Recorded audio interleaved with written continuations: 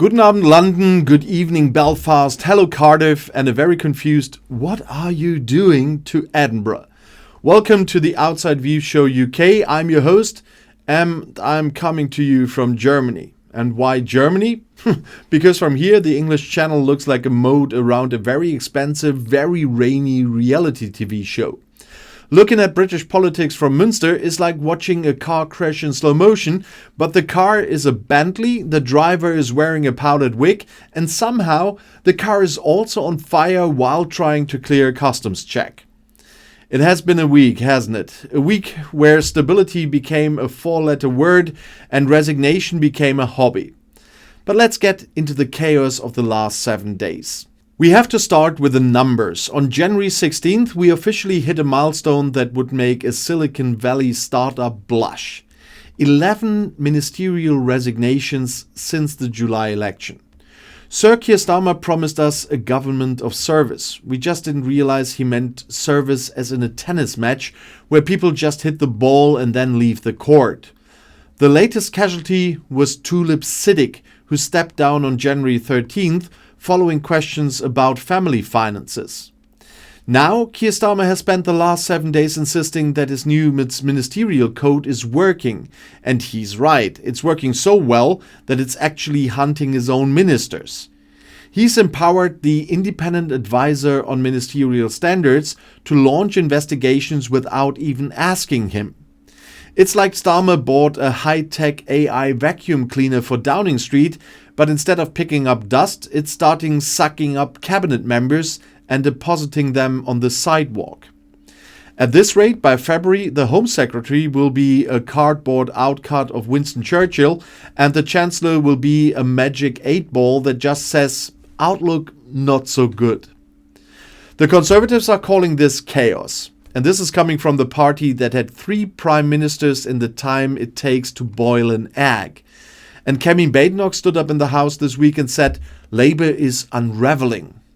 Kemi, darling, you are the leader of a party that is currently 80% shadow and 20% spite. You are not unravelling, you're a pile of yarn on the floor.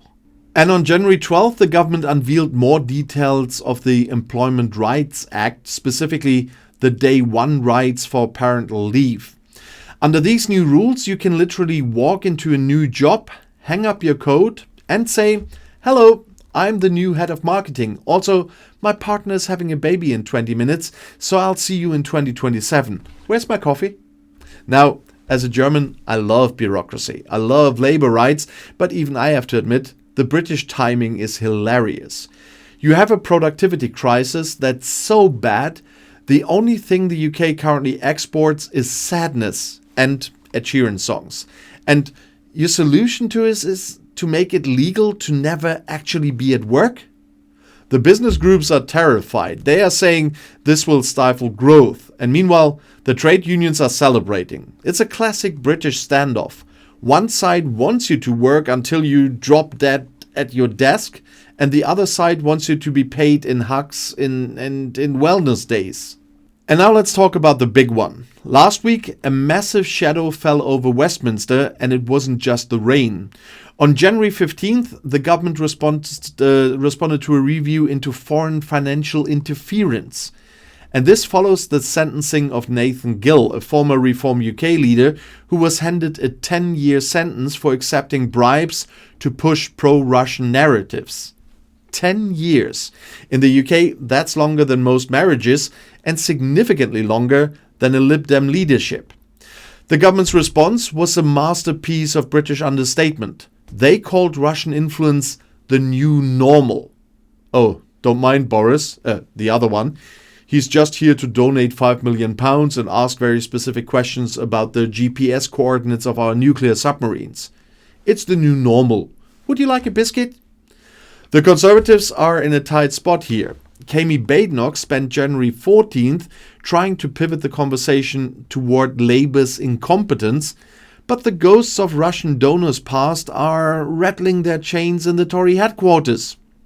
And the Tory defense is basically, we didn't know the money was Russian. We thought Vlad the Impaler from Moscow was just a very enthusiastic fan of the Surrey local council.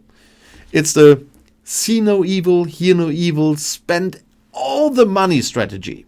And let's be honest, the Reform UK angle is even better.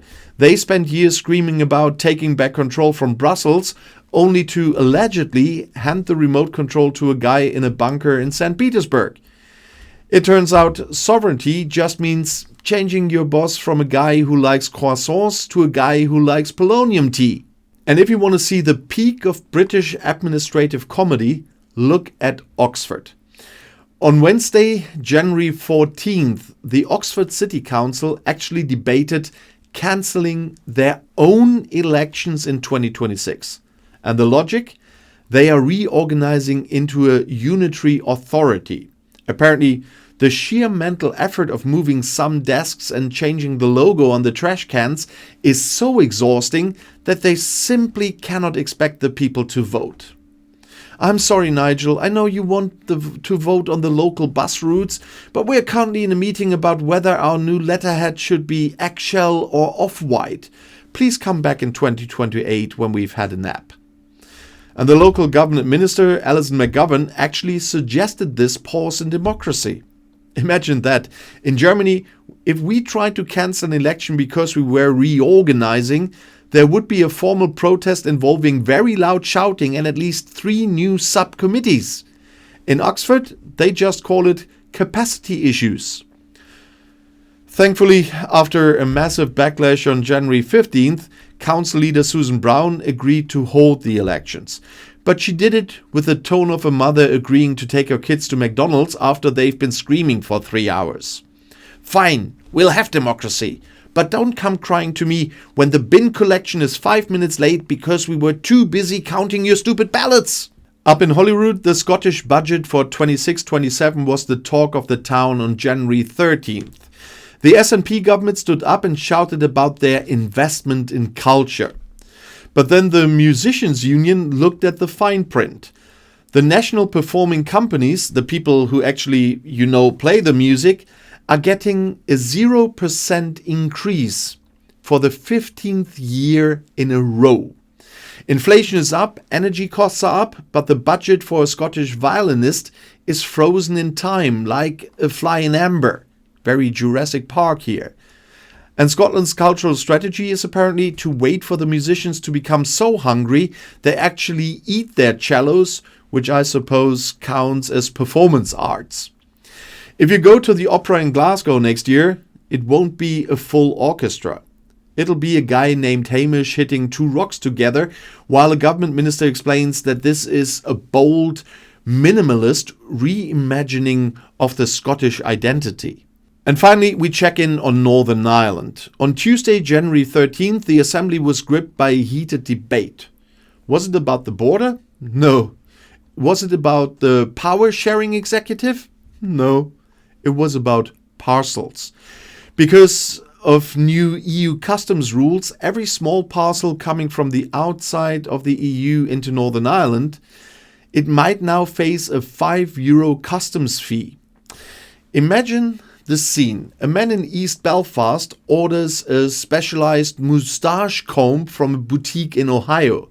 It arrives at the depot, and the postman knocks on the door and says, "That'll be €5, please, or I'm handing it over to the ghost of Michel Barnier." He's still alive, don't worry. But the Northern Ireland Assembly spent the week passing motions to reject this parcel tax. This is the most post-Brexit problem imaginable. You've got the Windsor Framework, the Stormont Break, and now the Amazon Prime surcharge. And the government is trying to act tough, but let's be real, they can't even stop their own ministers from resigning over lunch. They definitely can't stop a French customs official from charging you €5 for your delivery of world's best dead mugs. And Britain, I love you. Truly. Only you could have a week where you simultaneously discover that your politics is being funded by Moscow, your councils are too tired to vote, and your ministers are quitting faster than people leaving a U2 concert. You are turning the corner, says Keir Starmer. But looking from here in Germany, I think you actually just driven into a lake and you're trying to convince us that it's actually a new innovative maritime transport strategy. I'll be back next week, providing the UK still has a government and my Amazon parcel to Münster doesn't get stuck in a sausage-related customs dispute. I've been your host for the Outside View Show UK. Stay safe, stay sane, and for heaven's sake, someone give a Scottish violinist a sandwich, please. Gute Nacht.